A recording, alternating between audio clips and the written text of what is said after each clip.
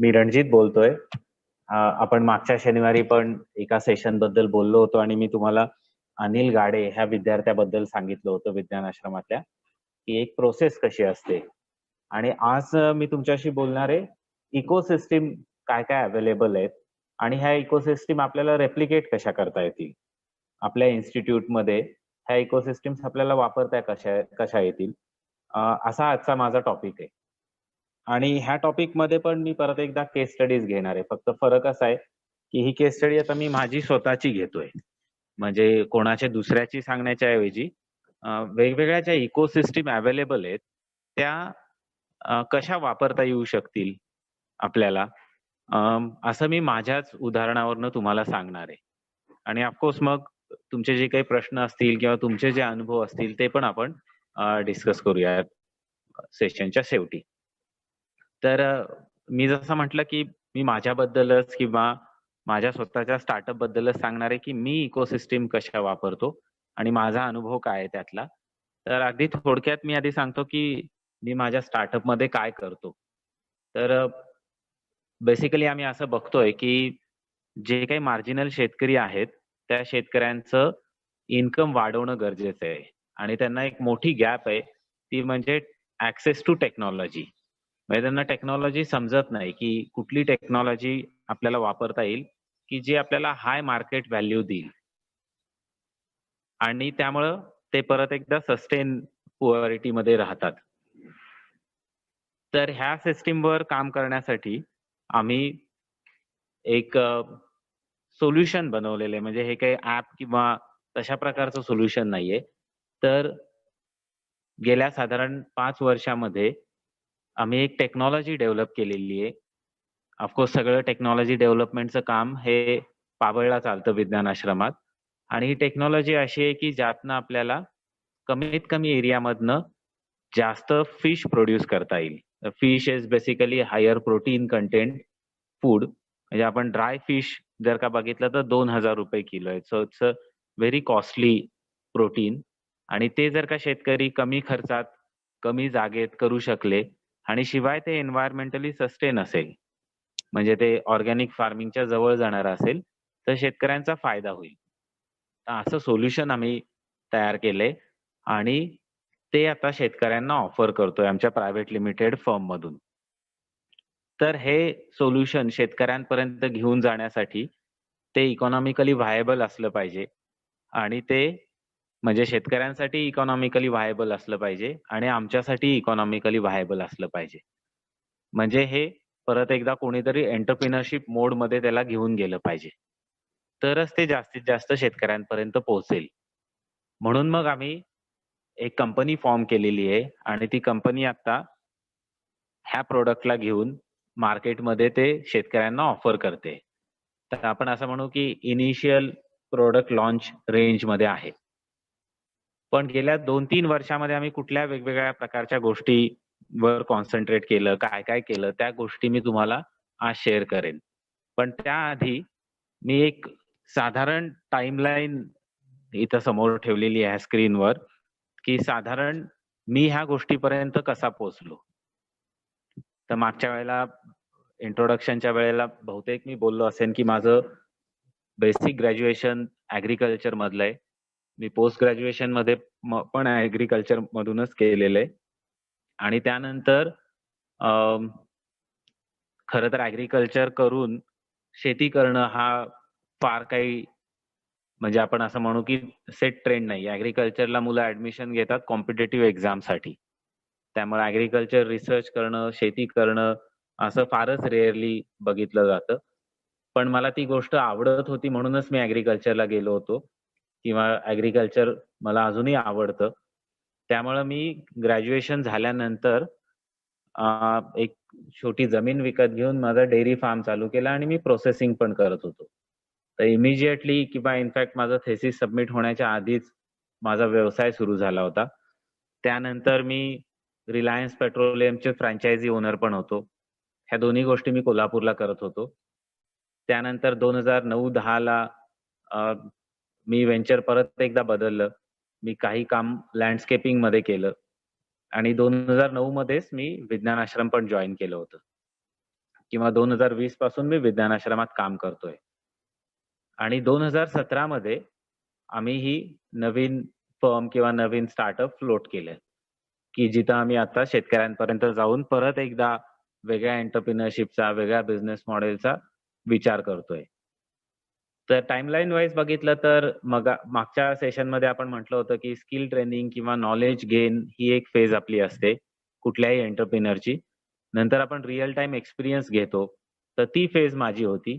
फरक फक्त एवढाच आहे, की तो मी माझ्या स्वतःच्या स्टार्टअपमधनंच घेतला आणि मी 2009 पासून विज्ञान आश्रमात स्किल ट्रेनिंग ट्रेनर किंवा ई ट्रेनर, ॲग्रीकल्चर रिसर्च आणि आता परत एंटरप्रेन्योरशिप अशा वेगवेगळ्या रोलमधनं जातोय. त्यामुळे एक इकोसिस्टमची काय गरज असते आणि ती इकोसिस्टम इन प्लेस असेल तर किती फायदा होतो, हे मी दोन्ही पद्धतीनं अनुभवलंय. म्हणजे ज्यावेळेला हा सगळा सपोर्ट मला नव्हता, म्हणजे मी जस्ट एम-एस-सी करून बाहेर पडलो होतो, त्यावेळेला माझं थिंकिंग कसं होतं, मी कसा रिएक्ट होत होतो एखाद्या गोष्टीशी किंवा मी कस्टमरकडे कुठल्या अँगलनी बघत होतो आणि तेच इन्फ्रास्ट्रक्चर इन प्लेस असेल, एक इकोसिस्टम आपल्या आजूबाजूला असेल, तर आपण कसं रिएक्ट होतो आणि ती इकोसिस्टम आपल्याला कशी मदत करते, हे मी अनुभवातनंच बघितलेलं आहे. त्यामुळे मी विचार केला, की दुसऱ्या कोणाची केस स्टडी घेण्यापेक्षा मी जे अनुभव घेतलेला आहे आणि आता मला जो त्याचा फायदा होतोय आणि कुठल्या-कुठल्या इकोसिस्टम मी वापरतो, हे शेअर केलं तर जास्त रिलेव्हंट होईल. आता परत एकदा इकोसिस्टमवर जाण्याच्या आधी मी मगाशी जसं म्हटलं, की कुठल्या गोष्टी ह्या बेसिकली आधी मी वेगळ्या पद्धतीनं विचार करत होतो आणि आता त्याच गोष्टींवर मी थोडा वेगळ्या पद्धतीनं विचार करतो. असं जर का बघितलं, तर मगाशी आपल्याला व्यंकटेश सरांनी वेगवेगळ्या क्वालिटीज एंटरप्रेन्योरच्या सांगितल्या आणि मला माहीत नाही, की हे आपण कसं पर्सीव्ह करतो. पण कॉलेजमध्ये असताना तर आम्ही एंटरप्रेन्योरशिप म्हणजे असं काहीतरी पर्सीव्ह करायचो. म्हणजे आमच्या सगळ्या चर्चा पण अशाच असायच्या. एक तर आम्हाला असं वाटायचं, की हे जे एंटरप्रेन्योर आहेत, हे काहीतरी वेगळीच एक काहीतरी जमात आहे. म्हणजे हे नॉर्मल माणसं नाहीये. त्यांच्याकडे एक काहीतरी क्रिस्टल बॉल असू शकेल. त्यांना भविष्य दिसतं म्हणूनच ते त्यात इन्व्हेस्ट करतात आणि अशा बऱ्याचशा अफवा आपल्या आजूबाजूला पसरत असतात. तर तशा अफवा आमच्या पण कॉलेजच्या कट्ट्यावर असायच्या. आम्ही जे लोकं सुरुवातीपासून असा काहीतरी वेगळा विचार करायचे, आमचे कलीग्स असतील, त्यांना आम्ही बऱ्याचदा असं म्हणायचो, की हे इंट्रोव्हर्ट आहेत. हे काहीतरी टेस्ट करतात, काहीतरी सांगतात. असं म्हणतात, की आपण आपल्या प्रोफेसर्सला जाऊन, आपल्या स्टाफला जाऊन ह्या आयडियाबद्दल बोललं पाहिजे.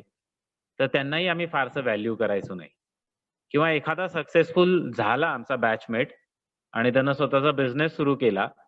एकतर आपल्या कॉलेजमध्ये असं वातावरण फारच कमी असतं. म्हणजे कॉलेजमध्येच एखादा एंटरप्रेन्योरशिपवर, एखाद्या स्टार्टअपवर चर्चा होते. कोणतरी बाहेरनं येऊन आपल्याशी बोलतंय. हे आता-आता थोडं व्हायला लागलंय, पण आमच्या वेळेला तर हे फारच रेअर होतं. म्हणजे आम्ही काहीतरी एका वेगळ्याच जगात असायचो. त्यामुळे एक जर का कोण असं सक्सेसफुल झाला, तर आम्ही असं म्हणायचो, की तो त्यावेळेला तिथं होता म्हणून झालं. म्हणजे he was at right time at the right place किंवा आपल्याकडं तर एक खूपच आपण अगदी ओघानेच म्हणतो, की मराठी माणसाने व्यवसाय करायचा नाही. ते आपलं काम म्हणजे अगदी इंग्लिशमध्ये म्हटलं तर त्याला एक प्रोव्हर्बच आहे, की नथिंग सक्सीड्स लाइक सक्सेस म्हणजे आपण त्याला असं म्हणतो, की पैशाकडेच पैसा जातो. म्हणजे जो आधी बिझनेस फॅमिली ओरिएंटेड आहे, त्यांच्याकडे खूप पैसे आहेत, तेच व्यवसाय करू मगाशी सरांनी हेही सांगितलं, की रिस्क घ्यायची असते, पण गॅम्बलिंग करायचं नसतं. तर आपल्याला बऱ्याचदा असं वाटतं, म्हणजे आम्हाला तरी असं वाटायचं, की हे सगळे गॅम्बलर्स आहेत. ते 2-3 बिझनेसमध्ये एकदम पैसे लावतात आणि मग त्यांचा कुठलातरी एक सक्सेसफुल होतो. किंवा आम्ही बऱ्याचदा असं म्हणायचो, की आपल्याला कुठे एवढे पैसे कमवायचे आहेत. आपल्याला कुठं करोडपती व्हायचंय. किंवा बऱ्याचदा असं पण म्हटलं जातं, की डिग्री काही त्यासाठी मिळालेली नाहीये, व्यवसाय करण्यासाठी. डिग्रीचं सर्टिफिकेट हे नोकरी मिळण्यासाठी आहे. तर अशाच सगळ्या फेजमधनं मी स्वतः पण गेले. पण आता अनुभवातनं असं समजतंय, की दीज आर ऑल माइथ्स म्हणजे हे सगळ्या अफवा आहेत. अशा पद्धतीनं एंटरप्रेन्योर कधीच विचार करत नाही. त्यामुळं इकोसिस्टम पण जर का अशा गोष्टी बूस्ट करत असेल, इकोसिस्टम जर का अशा गोष्टी प्रमोट करत असेल, तर ती इकोसिस्टम ती इन्स्टिट्यूट, ते कॉलेजचं एन्व्हायर्नमेंट एंटरप्रेन्योरशिप कधीच प्रमोट करू शकत. मला असं वाटतं, की आपल्याकडं अजून पण 95% 99% colleges entrepreneurship as a career option देतच नाहीयेत. म्हणजे तसे ऑप्शन्स जर का आम्हाला त्यावेळेला मिळाले असते, तर आम्ही अजून वेगळ्या पद्धतीनं विचार करू शकलो असतो. पण हे माईथ्स जर का आपण काढून टाकले, तर त्या पद्धतीनं आपल्याला विचार करता येतो. मग आपल्याला एंटरप्रेन्योरशिप ॲज अ करियर असं पण बघता येऊ शकेल आणि तसं बघितलं तर नक्कीच फायदा होईल. तर coming back to support structure किंवा एन-के-एसची स्टोरी म्हणजे निसर्ग अँड खेती सोल्युशन्स प्रायव्हेट लिमिटेडची स्टोरी जर का म्हटली, तर आम्ही आता एक टेक्नॉलॉजी बेस्ड बिझनेसमध्ये आहोत परत एकदा. अ, आपण त्या टेक्नॉलॉजीबद्दल जास्त बोलूयात नको. अ, त्याच्या 1-2 स्लाइड्स मी पुढे घेईन. पण इकोसिस्टम कुठं-कुठं लागते, असं जर का बघितलं आणि मी माझा पास्ट आठवून बघितला, की कॉलेजमध्ये आम्हाला टेक्नॉलॉजी शिकवत नव्हते का? असं काय वेगळं आम्ही विज्ञान आश्रमात येऊन करू शकलो, की ज्याला टेक्नॉलॉजी म्हणून ते शिकता आलं? तर कॉलेजमध्ये पण आम्हाला टेक्नॉलॉजी शिकवत होते. इनफॅक्ट टेक्नॉलॉजीचं इतकं बंबार्डिंग असायचं, कारण ॲग्रीकल्चर कॉलेज तसं इंटेन्सिव्ह असतं. म्हणजे आमचं कॉलेज सकाळी 9 ते संध्याकाळी 5-5:30 असं असायचं. कारण आम्हाला खूप डिपार्टमेंट असतात आणि खूप वेगवेगळ्या डिपार्टमेंटमधनं खूप वास्ट सिलेबस कव्हर केला. पण टेक्नॉलॉजी ही खूप बुक सेंट्रिक असते कॉलेजमध्ये. एंटरप्रेन्योरशिप इकोसिस्टममध्ये ह्या बुक सेंट्रिक सिस्टम्सला किंवा ह्या बुक सेंट्रिक थेअरीला आणि ती खूप महत्वाची असते हां. म्हणजे मला अजिबात असं वाटत नाही, की माझं जे काही 6 वर्ष मी कॉलेजमध्ये शिकलो, तो वेळ वाया गेला.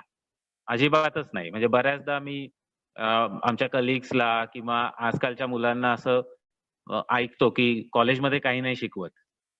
कॉलेजमध्ये फक्त थेअरी असते. तर ती त्यावेळेला तसं वाटतं, पण ती थेअरी पण तितकीच महत्वाची असते. फक्त ती थेअरी लॅबमध्ये हँड्स ऑन आणि नंतर फील्डमध्ये अप्लाय करायला मिळाली पाहिजे. म्हणजे आपलं इकोसिस्टम असं असलं पाहिजे, की ती थेअरी आम्हाला लॅबमध्ये टेस्ट करता येते आणि त्याच वेळेला ती फील्डमध्ये आम्हाला अप्लाय करून बघता येते. तर ती इकोसिस्टम अजून चांगली असू शकेल. ऑफ कोर्स एंटरप्रेन्योरशिपमध्ये ती टेक्नॉलॉजी मार्केटमध्ये गेल्यावर पण खूप चेंजेस होतात. म्हणजे मी पुढे सांगेनच, की अ, जेव्हा आम्ही आमचं प्रॉडक्ट 2019 मध्ये लॉन्च केलं, एप्रिल 2019 मध्ये आणि आता फेब्रुवारी 2021 मध्ये आम्हाला टेक्नॉलॉजीमध्ये अजून पण किती अडचणी येतायत. कारण मार्केटचं पर्सिव्हन्स वेगळा असतो. आम्ही जो विचार करतो तोच शेतकऱ्यांनी केला पाहिजे असं होत नाही. पण इकोसिस्टममध्ये basic research, basic theory, lab, field, market ह्या सगळ्या गोष्टी जोडलेल्या असल्या पाहिजेत. नंतर एंटरप्रेन्योरला खूप गरज असते ती म्हणजे प्री फिजिबिलिटीची. तर प्री फिजिबिलिटीमध्ये काही गोष्टींना आपल्याला ॲक्सेस म्हणून एंटरप्रेन्योर्सला द्यायला लागतं. ॲक्सेस म्हणजे प्री फिजिबिलिटीसाठी काही टूल्स अवेलेबल करून देणं, की ज्याला आपण प्री मार्केट रिसर्च म्हणतो किंवा लोकांना भेटण्याचा वेळ देणं. आमच्याकडे ॲग्रीकल्चरमध्ये रावे असतं, पण त्याचाही फारसा उपयोग होत नाही कारण अप्रोच तसा नसतो. पण इनबिल्ट ट्रेनिंग असतं, इन हाऊस ट्रेनिंग असतं किंवा इंडस्ट्रियल एक्सपोजर असतं.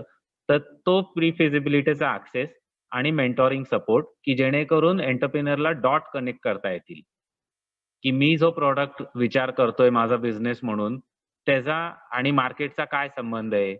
मार्केट साधारण कुठल्या पद्धतीनं ट्रेंड करतंय? येऊ घातलेल्या टेक्नॉलॉजी कुठल्या आहेत? हा इकोसिस्टमचा महत्त्वाचा भाग असतो. त्यानंतर बिझनेस मॉडेल प्रिपेअर करणं हा एक मोठा टास्क एंटरप्रेन्योरला करायला लागतो आणि तो अल्मोस्ट आता आपल्या इन्स्टिट्यूटमध्ये नाहीये. म्हणजे मला तर असा इन्स्टिट्यूट खूपच कमी माहिती आहेत, की जे त्या एंटरप्रेन्योरला, त्या स्टुडंटला बिझनेस मॉडेल प्रिपेअर करायला प्रमोट करतात किंवा त्याचं व्हॅल्यू पण करतात. व्हॅल्यू करतात, की एखादी त्याची आयडिया त्यानं बिझनेसमध्ये कन्व्हर्ट करण्यासाठी त्याला सपोर्ट देतात. त्याला त्या स्किल्स देतात. तर हे खूप कमी आहे. पण इकोसिस्टममध्ये ते गरजेचं आहे. फंडिंग करणं, पिच देणं, म्हणजे आपली आयडिया ही बिझनेस वर्थ आहे, हे लोकांना सांगणं. एंजल इन्व्हेस्टर्सला भेटणं, व्हेंचर कॅपिटल्सला भेटणं, इक्विटी म्हणजे काय हे समजणं.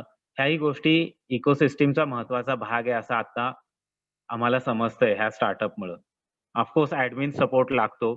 कारण एंटरप्रेन्योरला एकाच वेळेला वन मॅन आर्मी म्हणून खूप गोष्टी सांभाळायला लागतात. ॲडमिन सपोर्ट लागतो, हँड होल्डिंग सपोर्ट लागतो ह्या सगळ्याच वरच्या गोष्टींमध्ये. तर हा सगळा भाग आम्हाला आता निसर्गायण म्हणून कसा मिळतोय, ते मी थोडक्यात प्रेझेंट करेन आणि मग थांबेन. तर मगाशी म्हटलं तसं आम्ही हाय डेन्सिटी फार्मिंग सिस्टमवर काम करतो आणि असं बघतो की हे सस्टेनेबल असेल, की ज्यातला फिश हा एक महत्त्वाचा भाग आहे. तर आम्ही 2016 मध्ये लॅब टेस्ट सुरू केल्या पाबळमध्येच. ऑफकोर्स त्या इतक्या छोट्या होत्या की हायस्कूल प्रोजेक्ट किंवा कॉलेज प्रोजेक्ट्स त्याला म्हणता येईल. म्हणजे आम्ही स्क्रॅप गोळा करायचो, काही फिश टँक बिल्ड करायचो, त्यामध्ये फिश ठेवायचो, त्याचं इकॉलॉजी बघायचो किंवा त्याचं बेसिक सायन्स बघायचो. पण त्यातनं आम्हाला हे समजत होतं, की ही टेक्नॉलॉजी काय? ह्याची थेअरी अप्लाय कशी होते? 2017-18 मध्ये आम्ही पहिलं आमचं मिनिमम व्हायबल प्रॉडक्ट परत एकदा कॅम्पसमध्येच बिल्ड केलं. म्हणजे साधारणपणे आम्ही अगदी लॅब स्केलवरनं 4 गुंठ्याच्या पॉली हाऊसमध्ये शिफ्ट झालो, की जिथं परत आम्हाला काही डाटा मिळायला लागला, त्यातल्या अडचणी समजायला लागल्या. 2019 मध्ये आम्ही पहिल्यांदा फील्ड ट्रायलमध्ये लॉन्च झालो. म्हणजे आम्ही हे कॅम्पसमधनं बाहेर घेऊन गेलो आणि त्यासाठी जो खर्च येणार होता, त्यासाठी आम्ही फंड पण रेज करू शकलो. आणि 2020 मध्ये आम्हाला पहिला पेइंग कस्टमर मिळाला आहे, की ज्याबरोबर आम्ही काम करतोय आणि आता ते मॉडिफिकेशन्स करतोय आणि आता आम्ही एक स्केलिंग अपच्या मॉडेलवर काम करतोय. तर ह्या प्रत्येक स्टेजमध्ये काही ना काही इकोसिस्टम सपोर्ट आम्हाला मिळत गेला किंवा आम्ही तो रेज करू शकलो. तर तो सपोर्ट कशा पद्धतीचा होता, ते मी थोडक्यात सांगेन. तर पहिलं तर होतं ऑफकोर्स टेक्नॉलॉजी. तर टेक्नॉलॉजीचे बरेच अँगल्स असतात, की ज्यामध्ये खूप डिटेलिंगमध्ये आता आपण जायला नको. कारण ॲग्रीकल्चर ही डायनामिक सिस्टम असते. ॲग्रीकल्चरमध्ये एकाच वेळेला इंजिनिअरिंग, बायोलॉजी ॲप्लाय होत असतं. तर टेक्नॉलॉजीमध्ये आमच्या अजून पण ट्रायल सुरू आहेत आणि आम्ही ते अजून क्रंच करण्याचं किंवा त्याचं आपण म्हणतो, की बिझनेस मॉडेल व्हायबल करण्यासाठी टेक्नॉलॉजीवर आम्हाला परत मागे यायला लागतं. पण एकदा मिनिमम व्हायबल प्रॉडक्ट आला, की प्री फिजिबिलिटी स्टडी सुरू होते. आणि हे अल्मोस्ट सगळ्या एंटरप्रेन्योर्सला करायला लागतं, की ज्यामध्ये इकोसिस्टम म्हणून अकॅडमिक पिचिंग आपण सुरू करतो किंवा आम्ही सुरू केलं. अकॅडमिक पिचिंग म्हणजे आम्ही काय करत होतो, तर विज्ञान आश्रमाच्या मदतीने आम्ही वेगवेगळ्या अकॅडमिक फोरमवर पिच करत होतो. म्हणजे लोकांना आमची आयडिया सांगत होतो. म्हणजे ह्या स्टेजला आपण खरं तर बिझनेस बोलत नाही. ह्या स्टेजला आपण असे एक्सपर्ट्स बघतो, की जे आपल्याला टेक्नॉलॉजीवर फीडबॅक देतील. म्हणजे मी जी टेक्नॉलॉजी बोलतोय ती खरंच सायंटिफिकली व्हायबल आहे का? हे असं होऊ शकतं का? का मी अगदीच काहीतरी वेगळंच बोलतोय, की जे फिजिबलच नाहीये. आम्ही आयडिया कॉम्पिटिशन्समध्ये पण पार्टिसिपेट करत होतो, की जिथं आपल्याला एक्सपर्ट्सचा व्ह्यू मिळतो किंवा आपल्याला एक थोडंसं बूस्ट मिळतो, की तुमची आयडिया चांगली आहे, तुम्ही पुढे जावा. मे बी तो प्राइजमध्ये असू शकेल, मे बी तो बेसिक ग्रँटमध्ये असू शकेल. पण ह्यातनं आम्हाला फायदा असा झाला, की ह्या अकॅडमिक पिचमधून आम्हाला पहिला एंजल इन्व्हेस्टर मिळाला. तर आम्ही पहिल्यांदा फंड रेज करू शकलो आणि लोकांना हे सांगू शकलो, की आमची टीम सीरियस आहे. म्हणजे हा फक्त अकॅडमिक प्रोजेक्ट नाहीये. हा शेतकऱ्यांच्या फायद्याची गोष्ट आहे. ह्याच्यामध्ये बिझनेस आहे. ह्याच्यामध्ये ट्रान्झॅक्शन्स होऊ शकतात. त्यामुळे आम्हाला आमचं मे बी पॅशन बघून किंवा मे बी विज्ञान आश्रमाचा सपोर्ट बघून आम्हाला स्वित्झर्लंडमधनं पहिल्यांदा एंजल इन्व्हेस्टमेंट मिळालं. खरं तर आम्हाला त्यावेळेला हेही समजत नव्हतं, की एंजल इन्व्हेस्टमेंट म्हणजे काय असतं? एंजल इन्व्हेस्टमेंट मधला आणि आपण असं म्हणू, की इक्विटी मधला फरक काय आहे? किंवा एंजल इन्व्हेस्टमेंट मधला आणि बेसिकली व्हेंचर कॅपिटल मधला फरक काय आहे? हे आम्हाला तेव्हा समजत नव्हतं. पण डाउन द लाईन आता आम्हाला हे समजतंय, की आम्ही जे काही अकॅडमिक पिच करत होतो, टीम सीरियस आहे हे सांगत होतो. आमच्या मागं विज्ञान आश्रम आहे हे सांगत होतो. त्यामुळं स्वित्झर्लंडमधनं आम्हाला काही बेसिक फंडिंग मिळालं. त्यातनं आम्ही कंपनी इन्कॉर्पोरेट केली, म्हणजे प्रायव्हेट लिमिटेड फॉर्म केली आणि मिनिमम व्हायबल प्रॉडक्ट आम्ही दाखवू शकतो आणि त्या इन्व्हेस्टमेंटमधनं आम्ही काही फील्डवरती ह्या प्रॉडक्टला घेऊन काम सुरू केलं.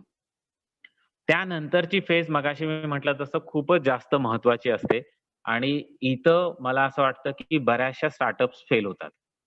किंवा बऱ्याचशा स्टार्टअप्सला खूप लाँग बूट स्ट्रॅपिंगचा एक फेज आहे. It's a national wide statistic की इथं एक मोठा गॅप असतो.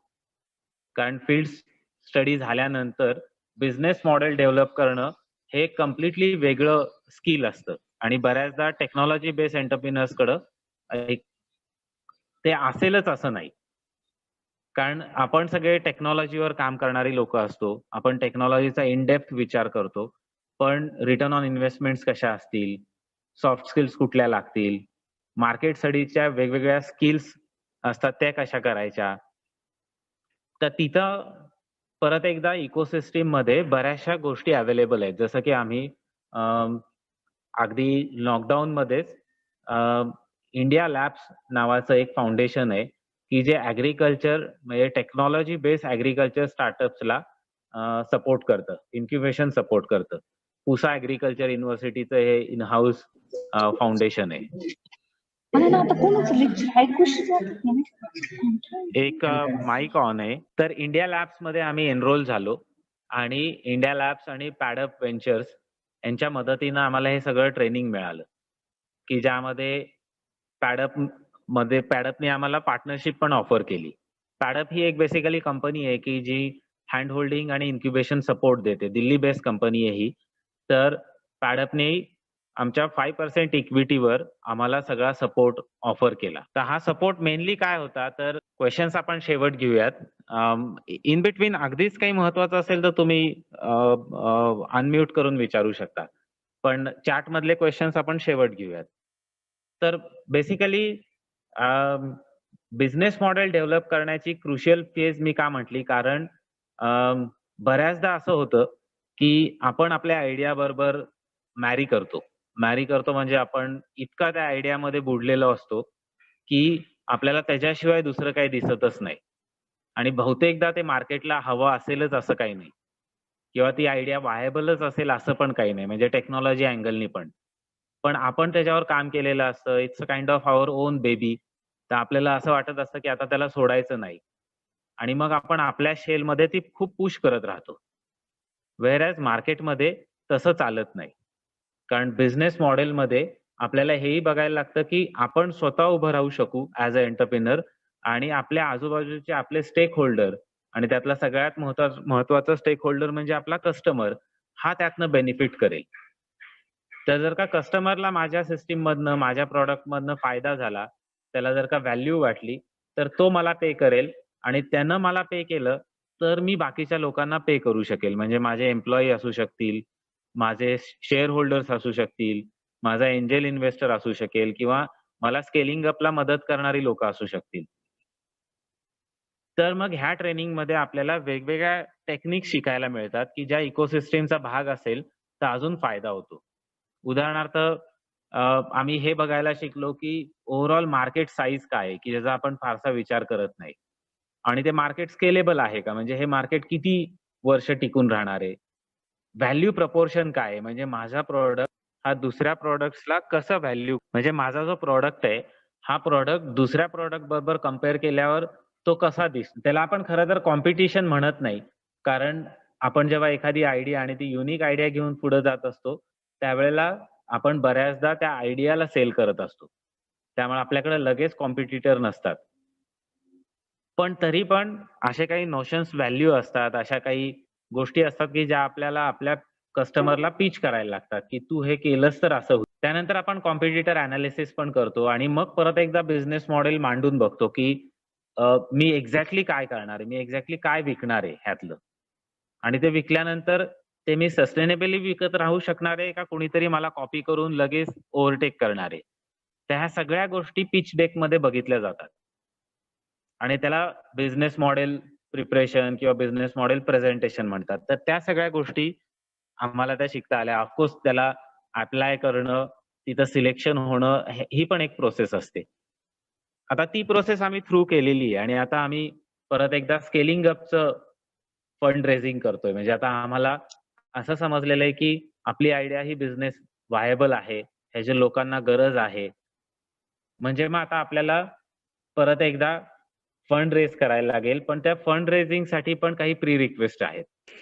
की ज्या इकोसिस्टीमचा भाग असू शकतात किंवा असतील तर त्याचा फायदा होतो एंटरप्रेन्योरला. उदाहरणार्थ स्टार्टअप इंडिया, जिथं स्टार्टअप इंडियामध्ये वेगवेगळे रजिस्ट्रेशन्स आहेत. तर स्टार्टअप इंडियाचे वेगळे रजिस्ट्रेशन्स पण मुलांपर्यंतच नसतं.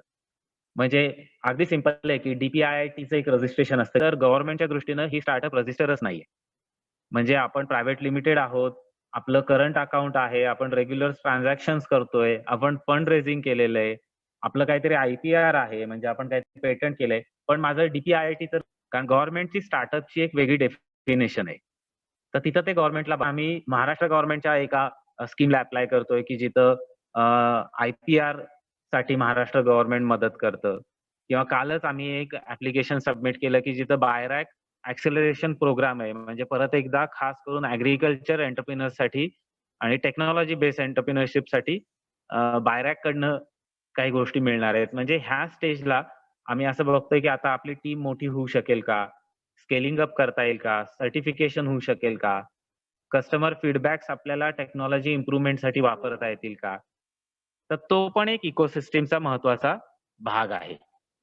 आणि त्यानंतर एंडोर्समेंट आणि हँड होल्डिंग सपोर्ट लागतो.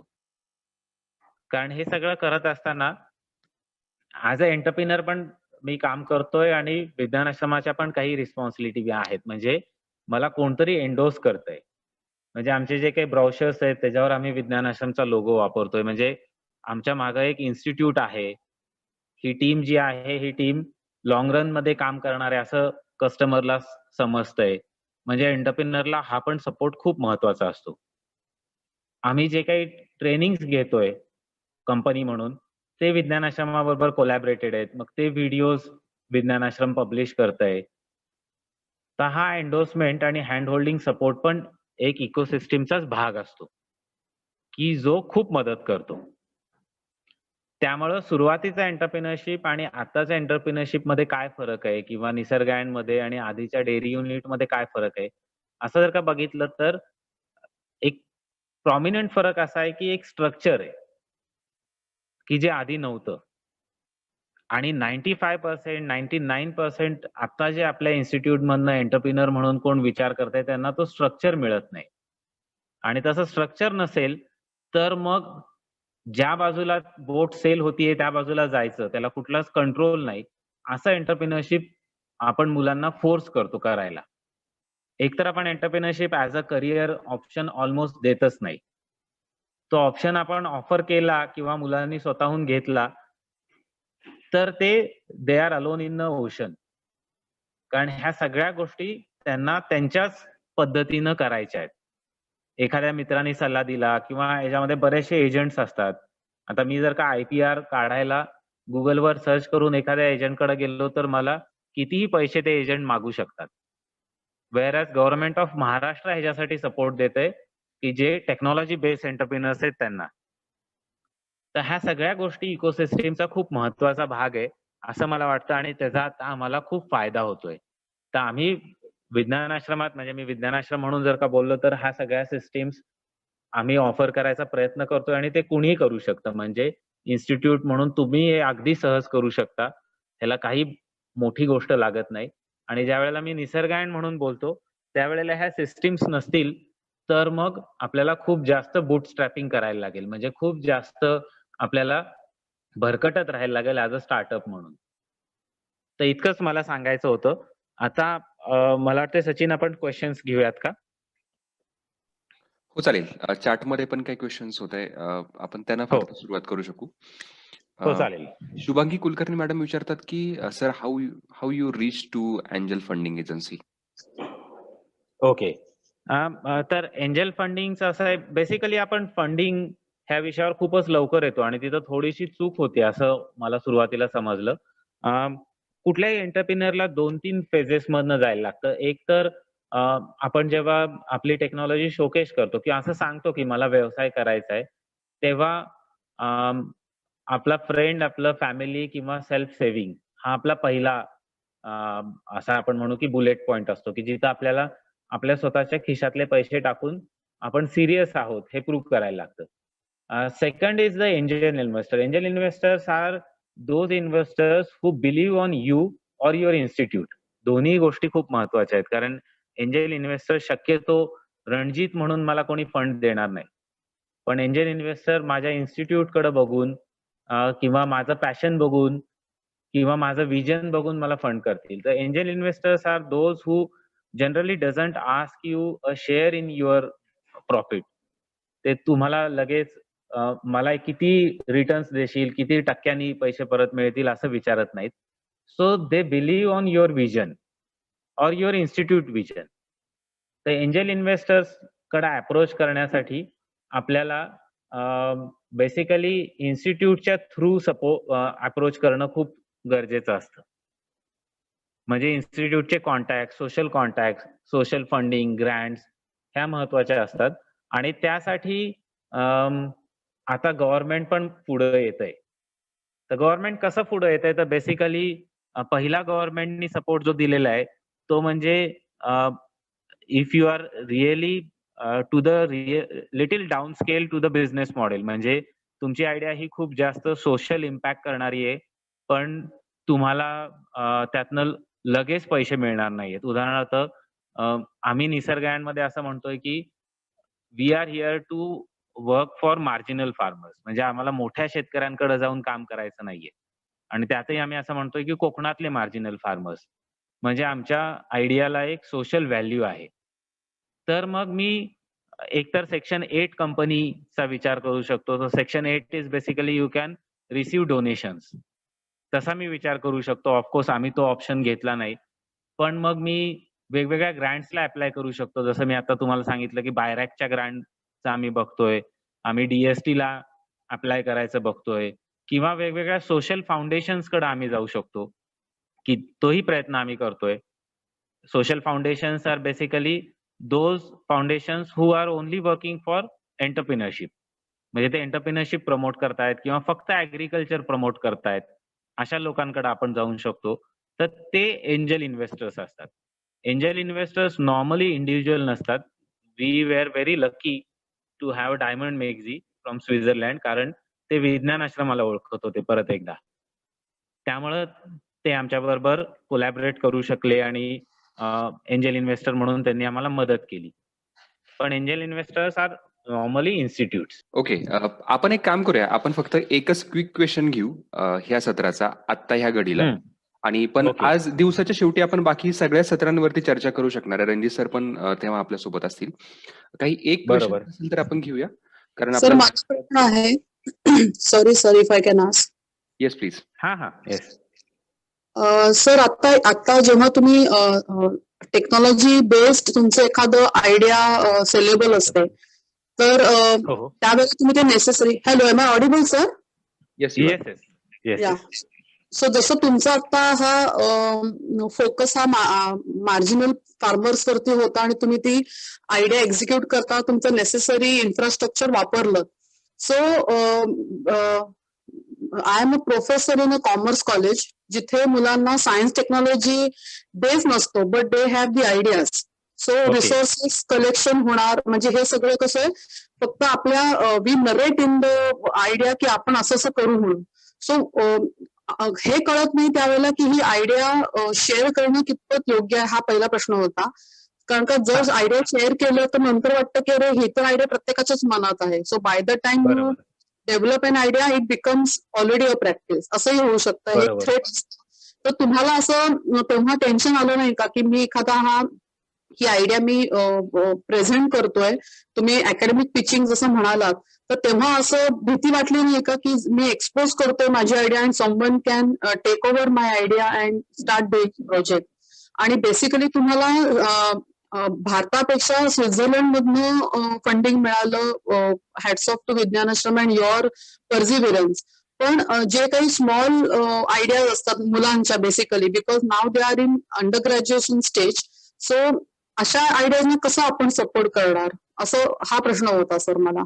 आणि हा आयडिया टेक ओव्हर कोणी करेल किंवा आपण जर सांगितल्या तर तिथे आधी IPR का आधी आयडिया वरती इन्फ्रास्ट्रक्चर निर्माण करणं, म्हणजे आधी अंड का आधी कोंबडी, असं होऊ शकतं सर मुलांचं किंवा टीचर्सचं सुद्धा. कारण का माझ्याकडे एक मुलगा होता, त्याला फूड ट्रक करायचा होता आणि ओके. तो मला म्हणाला की मॅडम पुण्यामध्ये जंगलीमार्ग रोडला असा एक पण ट्रक नाहीये. So when I बरोबर. told him to do market research, we found that people are already taken action on these ideas and they are working. तर मग ते हो. लायसन्सिंग ह्या सगळ्या गोष्टी. So as a teacher, I found incapable of answering his or giving him that kind of a knowledge. So हा idea right. Protection कसं करायचं ऍज अ ओरिएटर और I am not a mentor. पण Wien yes, मुलं yes. Idea घेऊन आपल्याकडे येतात तेव्हा त्यांना ते प्रोटेक्ट करण्यासाठी IPR करायचं आधी काय हे कळत नाही सर.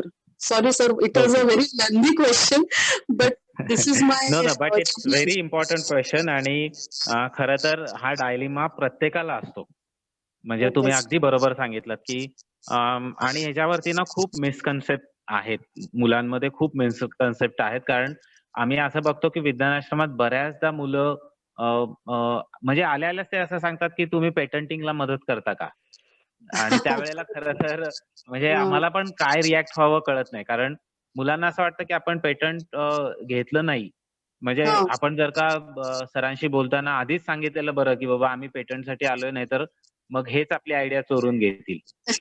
तर बऱ्याचदा असं होतं आणि मुलांना असं वाटतं की पेटंट फाईल केलं म्हणजे आता आपल्याला खूप बिझनेस मिळणार आहे किंवा आपल्याला लगेच कोणतरी टाटा मोटर्स किंवा मारुती आपल्याकडे येईल आणि आपलं पेटंट विकत घेईल. तर अगदी बेसिक असं आहे की आपण जर का असं बघितलं ना तर टेक्नॉलॉजी बेस्ड स्टार्टअप हे 2 पद्धतीनं काम करतात. एक असतात की जे they really have very disruptive technology intervention म्हणजे त्यांच्याकडे एकदम काहीतरी रॅडिकल इनोव्हेशन आहे, व्हिच इज व्हेरी रेअर. म्हणजे ते खूपच रेअर असतात तसे. फॉर फॉर एक्झाम्पल आता मी एखादा असा स्टार्टअप आहे की ज्याला मला असं समजलंय की पाण्यापासून हायड्रोजन गॅसचं इलेक्ट्रोलिसिस कसं करायचं आणि ते मलाच माहिती आहे. It's really, really rare. म्हणजे मी असं म्हणेल की 0.111% असे स्टार्टअप असू शकतील. Because this required lot of research. म्हणजे ह्याच्यामध्ये खूप रिसर्च लागतो. तो तुम्ही एकटा करू शकत नाही. तुमचं इन्स्टिट्यूट असतं. Institute itself raise a fund and then they have their own norms. तर तुम्ही टीम म्हणून काम करता. Right. But most of the times we have kind of different approach to look at to the problem. म्हणजे आपण त्या प्रॉब्लेमला वेगळ्या पद्धतीनं बघितलेलं असतं. म्हणून आपल्याला ती टेक्नॉलॉजी खूप रॅडिकल डिस्ट्रप्टिव्ह नसेल तरी पण ती एक बिझनेस स्केलला जाऊ शकते. असं आपलं सिस्टीम असते किंवा आपलं प्रॉडक्ट असतं.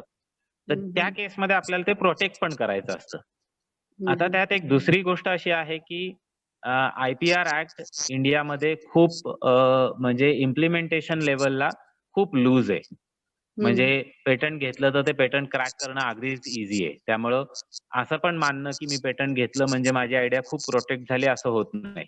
म्हणजे उदाहरणार्थ हेल्मेट घालायचा रूल आहे, पण कोणी हेल्मेट वापरत नाही. तसं आहे ते. तर basically implementing agency is very loose. त्यामुळे तसंही होत नाही. तर हे मुलांना आधीच आपल्याला समजून सांगायला लागतं. Then they open up. म्हणजे ते ओपन होतात की त्यांना नक्की काय करायचंय आणि मग ते काम करून I always have option. See मी जेव्हा कुठं फंड रेझिंगला जातो आणि एंजल इन्व्हेस्टर तर आपल्या घरचाच असतो ऑलमोस्ट. मगाशी म्हटलं तसं. म्हणजे angel investor is somebody who believes in you, your vision, not in a money. So he is angel for us. Basically आपण जेव्हा इक्विटी सेल करतो आणि रिअल फंडिंग आपण त्याला म्हणू की आपण रिअल बिझनेस फंडिंग घेतो, त्यावेळेला खरं तर त्या लोकांना तुमच्या आयडियामध्ये काहीच इंटरेस्ट नसतो. त्यांना सगळा इंटरेस्ट पैशामध्ये असतो. त्यामुळे दे रिअली बॉदर की तुमची आयडिया ते पटकन घेऊन त्याचा बिझनेस बिल्ड करतील. त्यामुळे तसं होत नाही. सो आणि आता आम्ही जेव्हा पिच करतो निसर्गायन म्हणून, त्यावेळेला पण आम्ही जेव्हा पिच करतो त्यावेळेला आपल्याकडे खरं तर टेक्नॉलॉजी एंटरप्रिनर म्हणून इतका डाटा पॉइंट असतो की मी त्यांना ओव्हरऑल पिक्चर सांगितलं की ते लगेच प्रॉडक्ट रेप्लिकेट करतील असं होतच नाही. कारण आपण ती टेक्नॉलॉजी आपण असं म्हणू की घोळून पेलेलो असतो. आपल्याला त्याच्यामधले सगळे डाटा पॉइंट्स माहीत असतात. कुठली गोष्ट कशी बदलली की काय होतं ते माहीत असतं.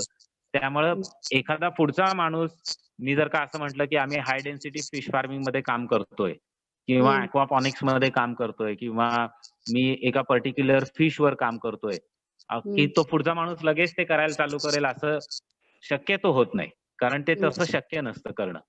त्यामुळं मुलांना आपण असं सांगितलं पाहिजे की तुम्ही तुमचं एक मिनिमम व्हायबल प्रॉडक्ट आधी बनवा. ते एक्सपर्ट्सला दाखवा. Experts are not somebody who is interested in a money. ते काही आमच्याकडे एखादा मुलगा एखादा प्रोटोटाइप घेऊन आला तर आम्हाला काहीच इंटरेस्ट नसतो की तो किती रुपयाला विकला जाणार आहे. आम्ही फक्त त्याचं सायन्स बघतो. आम्ही फक्त ती आयडिया व्हायबल आहे का? त्याला मार्केट तसंच ऍक्ट करतंय का? असं बघतो ॲज अ इन्स्टिट्यूट. आणि मग आपण त्यांना फीडबॅक घ्यायला सुरू करायला सांगतो. So at certain stage I will say की तुमचं मिनिमम व्हायबल प्रॉडक्ट तयार झाल्यानंतर किंवा पीओसी तुमच्या हातात आल्यानंतर तुम्ही खूप इझिली त्याचं डिझाईन किंवा प्रॉडक्ट पेटंट करू शकता. And then you can pitch to the funding agency की तुम्ही इन प्रोसेस आहात, तुम्ही अप्लाय केलेलं आहे सिस्टीम पेटंटसाठी, प्रॉडक्ट पेटंटसाठी आणि तुम्ही प्रोटेक्ट करणार आहात तुमच्या आयडियाला, असं तुम्ही सांगू शकता. Okay sir.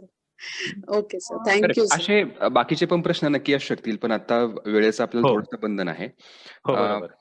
Shubhangi Kulkarni madam आपल्या सोबत आहेत. त्यांना कंटिन्यू रिमार्क्स द्यायचे आहेत. Shubhangi. Thank you very much, sir, Sachin sir, for giving me this opportunity. Hello, everyone. Myself, Shubhangi Kulkarni from Sangamner College. This is the second session of this third day FDP, and where Mr. Ranjit Shanbhag sir, trained us about the ecosystem which is available for techno-based entrepreneurship. Sir, this topic is very huge, but you explained us with your own example, and in very simple and homely language you explained us. So this becomes very interesting, and I am also taking this opportunity to thank Vignan Ashram for giving us such a wonderful experience. We are learning a lot from this FDP, and thank you once again all the participants, and especially Gadgil madam for asking such interesting questions. Thanks again. Yes, thank you Shubhangi ma'am. Vaishali Dhede मॅडमला पण question विचारायचा आहे, पण मला वाटतं की आपण आजच्या सत्राच्या शेवटी सगळे प्रश्न आपण घेऊया आणि एक्सपर्ट आपल्या सोबत असणार आहेत. आता आपल्याला ब्रेक घ्यायचा ऍक्च्युली, पण जर तुम्ही वेळापत्रक बघाल जे आपण रिवाइज केलं होतं, 12 ते 12:30 आपल्याला ब्रेक घेऊन 12:30ला दुसरा सेशन सुरू करायचा होता. अजून एक महत्वाची गोष्ट की आपल्याकडे एक अनुभवी मार्गदर्शक आज आपल्याला लाभलेत ज्ञान प्रबोधिनीमधनं सुभाष देशपांडे सर. त्यांचं सेशन बरोबर 1:30 वाजता आहे. त्याच्या अगोदर आपल्याला डॉक्टर योगेश कुलकर्णी सरांचं सेशन आहे. तर मला सगळ्यांना प्रश्न विचारायचा आहे की आपण किती मिनिटाचा ब्रेक घ्यायचा? आपला प्लॅन मधला ब्रेक 30 मिनिटचा होता. आपण किती मिनिटचा ब्रेक घ्यावा? 1 तास चालू आहे ना सर. आता 1 तास गुंतून कशी ठेवायची? शिवाजी सर 20 मिनिटाचा ब्रेक घेऊ शकतो. किती? 20 मिनिटं. 20 मिनिटं चालेल. अजून कोणाला काही सांगायचं आहे? 20 मिनिटापेक्षा जास्त हवाय कोणाला? सर ब्रेक घेणार आहे तोपर्यंत सरांना क्वेश्चन विचारलं तर नाही चालणार का? ऍक्च्युली काय आहे ना की 2:30 पर्यंत परत सगळे आपण इकडे असणार. मे बी त्यांनाही पटकन लंच करून यायला लागेल. नाही, आमचं लंच झालंय, आम्ही बघता केलंय, म्हणून आम्ही सरांना प्रश्न विचारू शकतो का तोपर्यंत? चालेल मला वाटतं सर. म्हणजे 1-2 क्वेश्चन्स घेऊयात, पण आपण सेशन संपलंय असं डिक्लेअर करू, म्हणजे ज्यांना ब्रेक घ्यायचंय ते ब्रेक घ्यायला जाऊ शकतील. डिस्कशन ओपन ठेवू आणि 1 वाजेपर्यंत प्रश्नोत्तरे ओपन सेशन मध्ये चालू ठेवू. 1 वाजता नवीन सेशन चालू. करेक्ट. मग आपण एक काम करूया की 12:55 ला आपण परत भेटू. तोपर्यंत डिस्कशन रणजित सरांसोबत तुम्ही कंटिन्यू ठेवा. पण 12:55 ला आपण परत भेटतोय आणि आपल्यासोबत डॉक्टर योगेश कुलकर्णी सर असणार आहेत आणि ते आपल्याला मार्गदर्शन करणार आहेत की कॉलेजमध्ये उद्योजकतेला प्रोत्साहन कसं देता येईल, काय काय करता येणं शक्य आहे आपल्याला, जो एक तुमचा सगळ्यांचा एक महत्वाचा प्रश्न असू शकेल. तोपर्यंत तुम्ही रणजित सरांसोबत कंटिन्यू करा. आपण 12:55 ला परत भेटतोय. चालेल चालेल. Okay sir. तर मी प्रश्न विचारू? हो हो हो प्लीज. हा सर, मला असं विचारायचं आहे की आता आमच्या कॉलेजमध्ये काही मुलांनी प्रोजेक्टला पेटंट रजिस्टर केलं होतं, म्हणजे फाईल जी आहे ती त्यांनी ते रजिस्टर केलं. तर त्यांनी मुंबईच्या एका ऑफिसमध्ये जाऊन त्यांनी 8,500 रुपये भरून त्यांनी ते रजिस्ट्रेशनची प्रोसेस केली. रजिस्ट्रेशनची प्रोसेस केल्यानंतर म्हणजे पहिले 2-3 महिने गेल्यानंतर आम्हाला एक लेटर मिळालं होतं. त्या लेटरमध्ये त्यांनी असं लिहिलं होतं की हे 7 क्लॉजेस आहेत आणि त्यातले तुमचे हे 3 जे आहेत ते मॅच होतात, म्हणजे दुसऱ्यांबरोबर ज्यांनी काही आधी वर्क केलेलं असेल ह्या सेम एरियामध्ये. तर त्यावेळेला त्यांची जी लँग्वेज असते ती लँग्वेज जी आहे ना ती एवढी अशी व्यवस्थित आपल्याला म्हणजे समजत नाही आणि नंतर ते लिहिताही येत नाही. मग बरोबर. त्याबद्दल काय मार्गदर्शन म्हणजे मिळेल की हा. काय करायला पाहिजे? हा, म्हणजे पेटंट प्रोसेस बेसिकली असे असते की आधी आपण प्रोव्हिजनल पेटंट घेतो आणि मग तुम्ही म्हटलात तसं एक 2-3 महिन्यांनी त्यांचं एक पेटंटचं एक बेसिक डाटाबेस असतो पेटंट ह्याचा, हा. की किती पेटंट त्यांनी दिलेले आहेत की जे आपल्याला गुगलला दिसत नाहीत, ओपनली दिसत नाहीत. तो पेटंट ऑफिसकडे असतो, त्यामुळे त्यांच्याकडनं आपल्याला तशा क्युरी येतात आणि त्या क्युरी ह्या बेसिकली काही टेक्निकल लँग्वेजमध्येच असतात, कारण आधीच्या पेटंटमध्ये टेक्निकल लँग्वेज वापरलेली असते. आणि आपण जसं एखाद्या वकिलांकडे जातो आणि त्यांची एक लँग्वेज असते एखादी गोष्ट सांगायची, तशी ती लँग्वेज असते की ज्यामध्ये बऱ्याचदा असं असतं की आपल्याला ती टेक्नॉलॉजी सांगायची आहे, पण थोडीशी तिला ग्लोरीफाय करायचंय किंवा थोडंसं डिस्क्लोज करायचं नाहीये, म्हणून पण ती लँग्वेज तशी असते किंवा कॉम्प्लिकेटेडच असते टेक्नॉलॉजी, म्हणून तशी असते. तर त्यात असं आहे की ती अडचण आम्हाला पण येते विज्ञान आश्रमात तशी. आणि त्यात एक चांगली गोष्ट अशी आहे आता की पुणे युनिव्हर्सिटीनं इन हाऊस एक पेटंट सेल ओपन केलेलं आहे, की ज्यामध्ये आपण ते लेटर, ती क्युरी घेऊन आपण युनिव्हर्सिटीकडे जाऊ शकतो. तिथं आपण रजिस्टर करतो, कारण युनिव्हर्सिटीनं पण परत एकदा एक एजन्सी अपॉइंट केलेली आहे त्यासाठी. आणि मला वाटतंय की आता सरांचं जे सेशन आहे त्यामध्ये सर त्याच्याबद्दल सांगणार आहे.